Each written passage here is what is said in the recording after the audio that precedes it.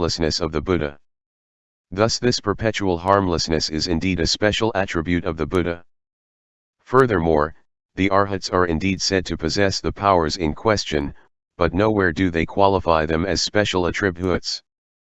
And you who do not believe in the Mahayana reject the 18 truly special attributes proposed in our Mahayanist list. Nasti Tathagatasiya Skalatam, and you count the 10 powers in the list of attributes drawn up by your Katyayaniputra. This procedure is inadmissible. Then look at these 80 secondary physical marks of the Buddha in which you believe but which are not mentioned in the Tripitaka. Why not reject them, since you reject the powers, etc. in your list of special attributes? 2. Refutation of the second Sarvastivadin list. The Sarvastivadin. However, we have drawn up a list of 18 special attributes where we do not count the 10 powers. What are these 18? 1.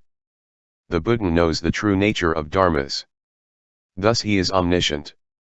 2. The nature of the qualities of the Buddha is difficult to probe. Thus his qualities are immense. 3. Animated by a lofty aspiration, he thinks of others lovingly. Thus he is greatly compassionate. 4. He has acquired incomparable knowledges. Thus he has mastery in knowledge. 5. He penetrates well the nature of the mind. Thus he has mastery of concentration. 6. He has found the means of saving beings. Thus he has mastery in metamorphosis. 7. He knows well the causes and conditions of dharmas. Thus his teaching is immense. 8. He preaches the true nature of dharmas. Thus his teaching is not wrong. 9. He speaks by distinguishing and evaluating. Thus he has no vocal fault. 10. He has attained the perfection of the 10 powers. Thus he has no loss of wisdom. 11. In every conditioned dharma he sees only a mass of things and non-self.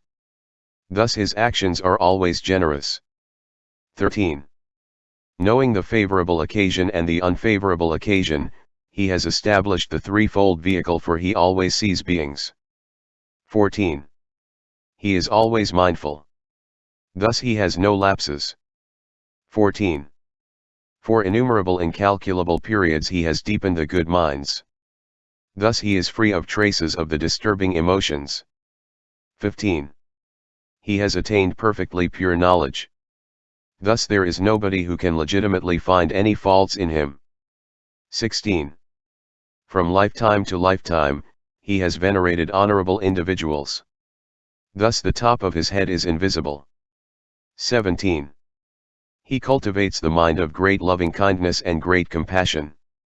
Thus he brings down his feet quietly, the soles of his feet are soft and delicate, and beings who meet him find happiness. 18. He has acquired the supernatural powers and the perfections. Thus he transforms the minds of beings and leads them to rejoice and find salvation. When he enters a city, he manifests the power of his transformations. The Mahayanist. These 18 special attributes proposed in your list are not mentioned in the Tripitaka, and even less so in other sutras. As some people are on the lookout for the attributes of the Buddha, the sravakas and the scholars gather a few from everywhere to celebrate the qualities of the Buddha. Thus the absence of vocal fault, the non-loss of wisdom, and the absence of memory lapses mentioned in No. 9, 10, and 13 of your list are borrowed from the 18 special dharmas of Mahayanist origin No. 2, 10, and 3 of our list, and having chosen them, you comment on them. The invisible top of the head and the soft and delicate soles of the feet mentioned in No. 16 and 17 of your list are very frequent marks and cannot be counted among the 18 special attributes of the Buddha. The real special attributes have knowledge as essence, and there can be no question there either of the physical strength of the Buddha, strength comparable to that of 10 myriads of perfumed white elephants, or of the strength of his supernatural powers. This is why we must know that, in the 18 special attributes, it is only a matter of the qualities of knowledge and not attributes consisting of the automatic fruits of retribution.